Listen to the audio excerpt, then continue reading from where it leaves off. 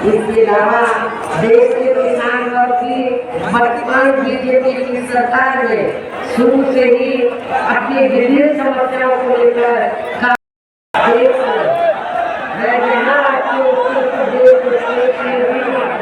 लोकसभा के लिए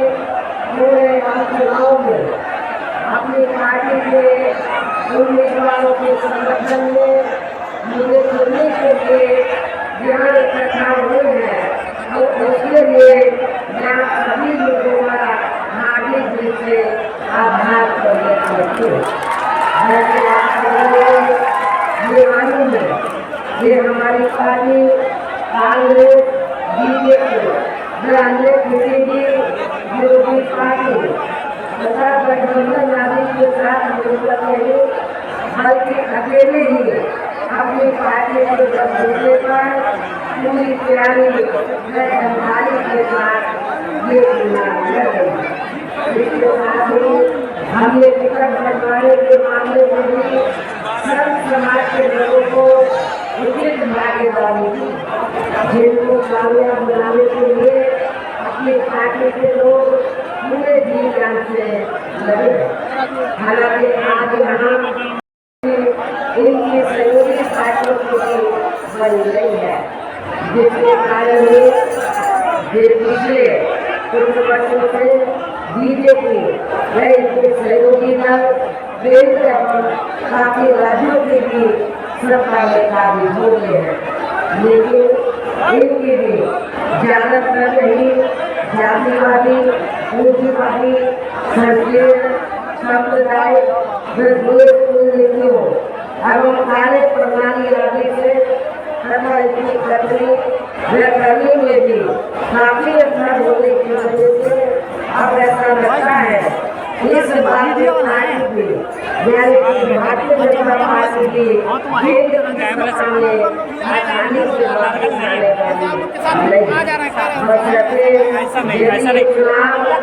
सांसद प्रत्याशी का पूरा कार्यकर्ता अपना किया गया। आम चर्चा के मुताबिक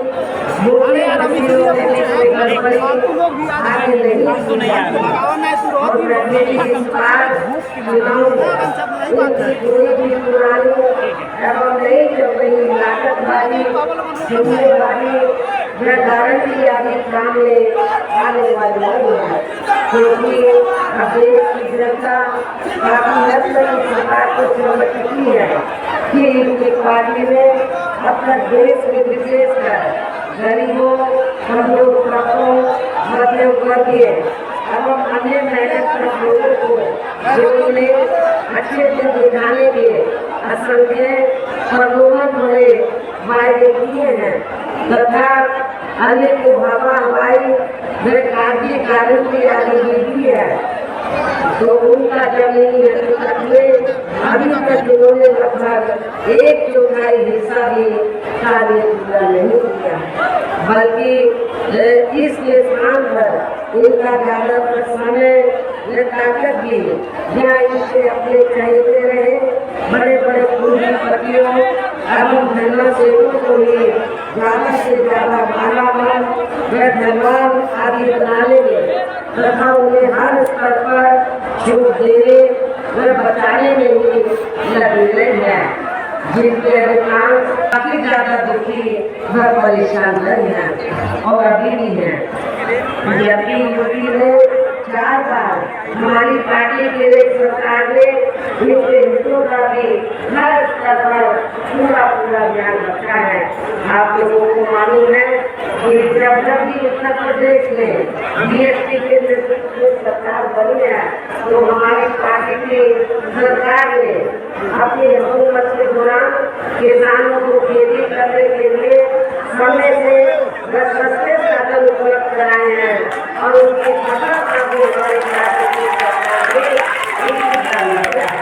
इतना ही नहीं, बल्कि केंद्र में कांग्रेस की सरकार की तरह ही वर्तमान भाजपा सरकार में भी एक जातिवादी, हीन, सांप्रदायिक एवं पूंजीवादी सोच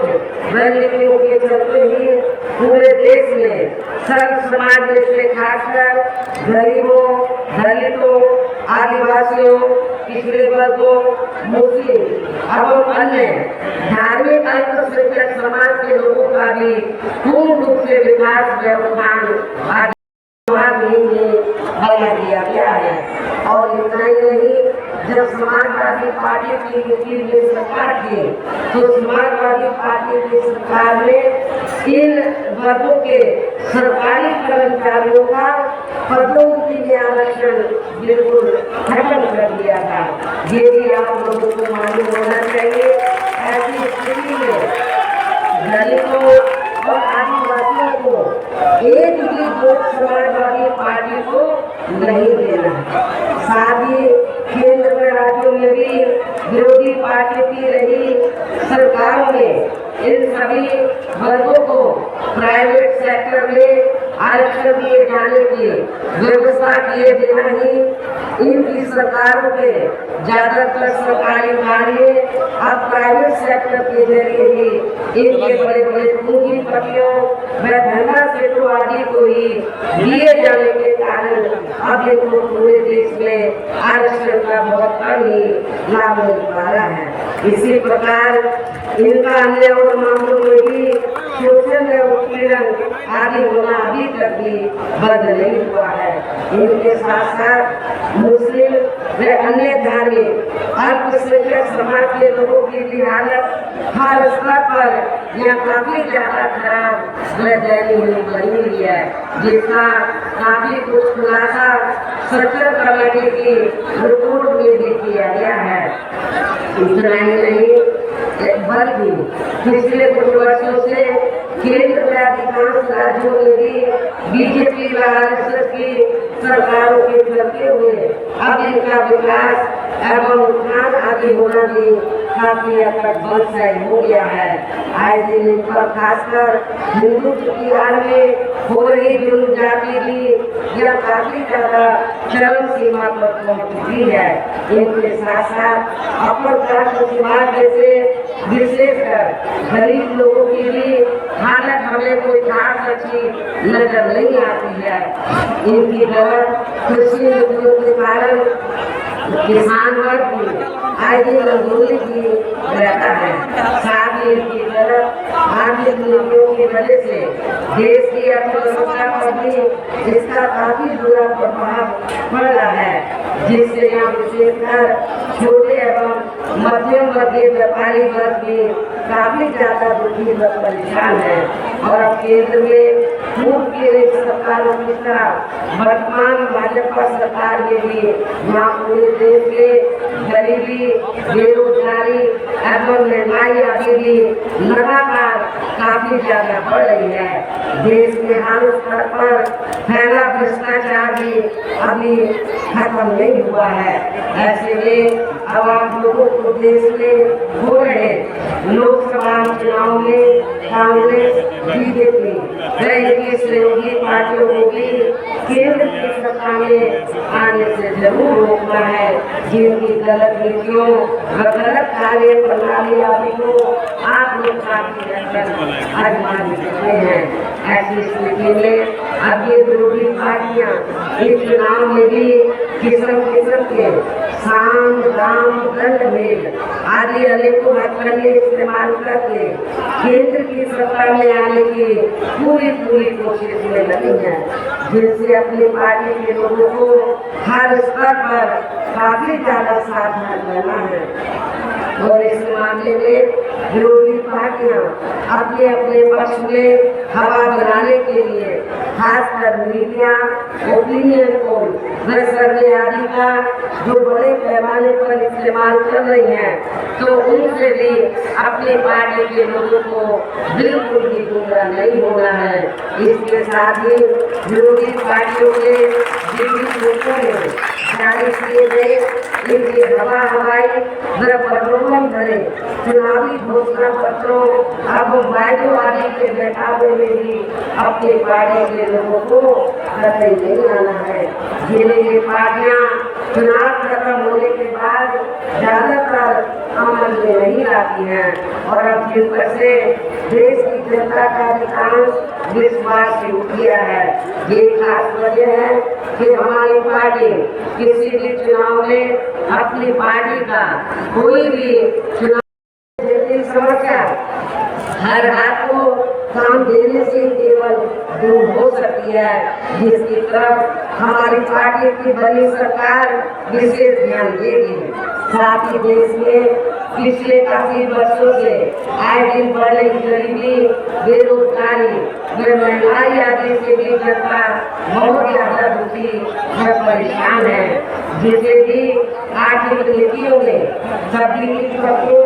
जरूर दूर किया जाएगा। हिंदुत्व की आड़ में, धर्म की आड़ में भी पिछले कुछ वर्षों से खासकर मुस्लिम समाज के लोगों का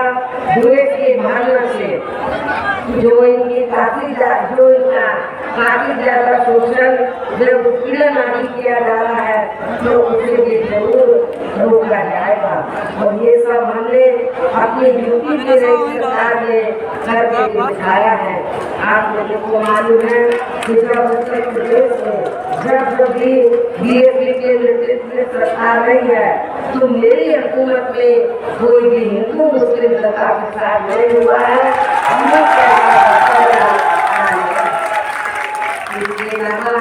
हमने यूपी में सब समाज में से गरीब एवं बेरोजगार लोगों को बेरोजगारी भत्ता आदि न देकर उन्हें बड़ी तादाद में रोटी के साधन भी उपलब्ध कराए हैं। जो ये कार्य भी अधिकांश ठंडे ही पड़े हैं, जिनको फिर केंद्र में बीएसपी की सरकार बनने पर प्राथमिकता मिल जाएगी। कहने का तात्पर्य ये है कि देश में इस समय हो रहे लोकसभा चुनाव में विरोधी पार्टियों के जारी किए गए उनके हवाई व प्रलोभन भरे चुनावी घोषणा पत्रों आदि के बहकावे में अब यह खासकर देश के अति गरीबों, मजदूरों, बेरोजगारों एवं अन्य मेहनत कश लोगों को बिल्कुल भी नहीं आना है। और अब इन्हें ऐसी सभी विरोधी पार्टियों को हर हालत में केंद्र की सत्ता में आने से जरूर रोकना है, जिनकी कथनी व करनी में काफी अंतर रहा है। ऐसे में मेरा यही कहना है कि आप लोगों को अपने ग्रुप में वे अपने प्रदेश क्षेत्र एवं देश के हित में अपने वोटों को या कांग्रेस, बीजेपी व अन्य विरोधी पार्टियों को न देकर केवल अपनी एकमात्र हितैषी पार्टी बहुजन समाज पार्टी को ही देना है। जो पार्टी उत्तर प्रदेश की तरह ही देश में भी अपनी पार्टी की सरकार बनने पर फिर पूरे देश में यहाँ अपनी पार्टी की सब जनहिताएं व सब जन सुखाय की नीतियों पर आधारित की सरकार चलाएगी। इसके साथ साथ केंद्र से जुड़ी आपके क्षेत्र की जो भी यहाँ सामने समस्याएं होंगी तो उन्हें भी दूर करने का हरसंभव पूरा प्रयास किया जाएगा। साथ ही यहाँ गरीबों, मजदूरों, बेरोजगारों, कर्मचारियों, किसानों, छोटे व्यापारियों एवं अन्य मेहनत लोगों के हितों का भी विशेष ध्यान रखा जाएगा। सर्व समाज में खासकर दलितों, आदिवासियों, पिछड़े वर्गों, मुस्लिम व अन्य धार्मिक अल्पसंख्यक समाज के लोगों के विकास व्यवस्था के साथ हर स्तर पर इनकी सुरक्षा सब कदम उठाए जाएंगे। और सबने अपने देश के मानव को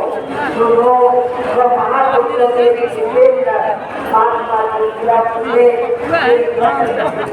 महाराज श्री नारायण बाबा साहब मान्यवर श्री कांची का अधूरा जरूर साकार हो सकता है।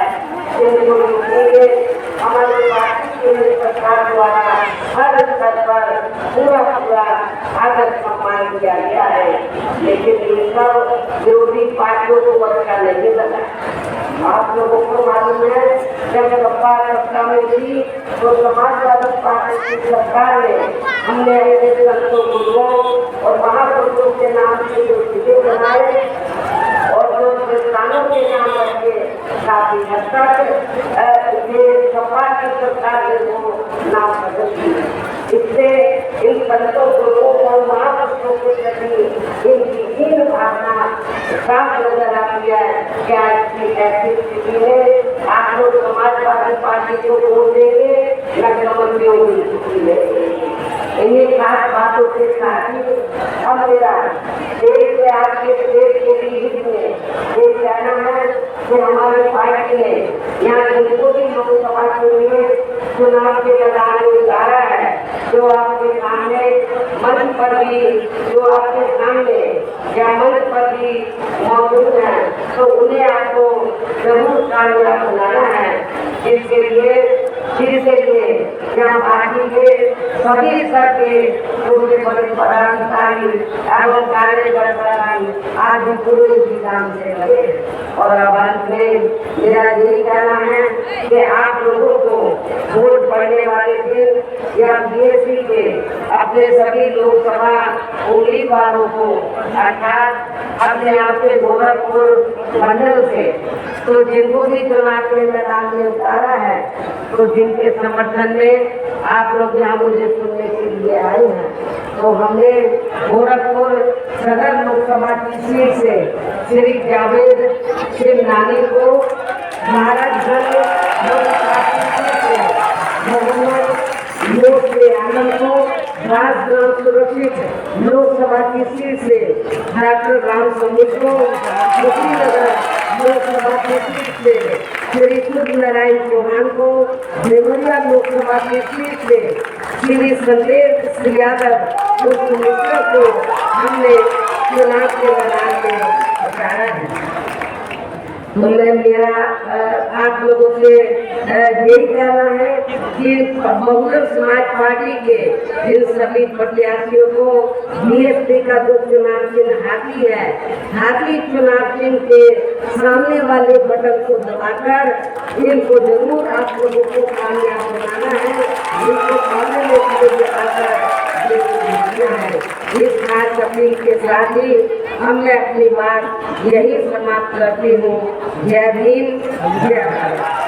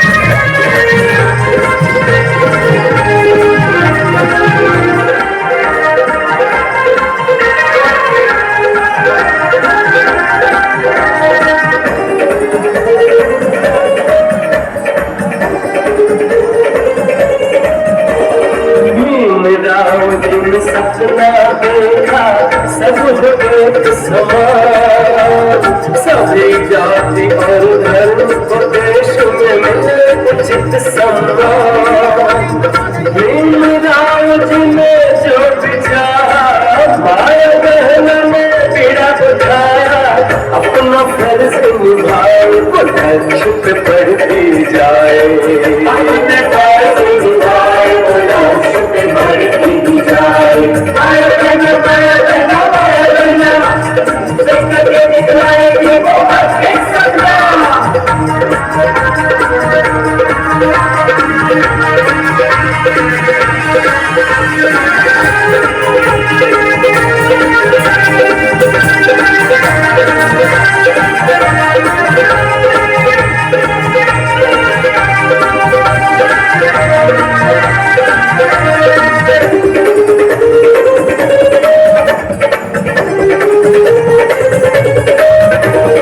काशी राम दिन बहना को कांटों पर चलना सिखाया, निर्भय होकर चली बहन कांटों में फूल खिलाया। हर मुश्किल आसान बनाई, सर्व समाज में चेतना लाई, नीला ध्वज लहराए रक्षित बढ़ती जाए।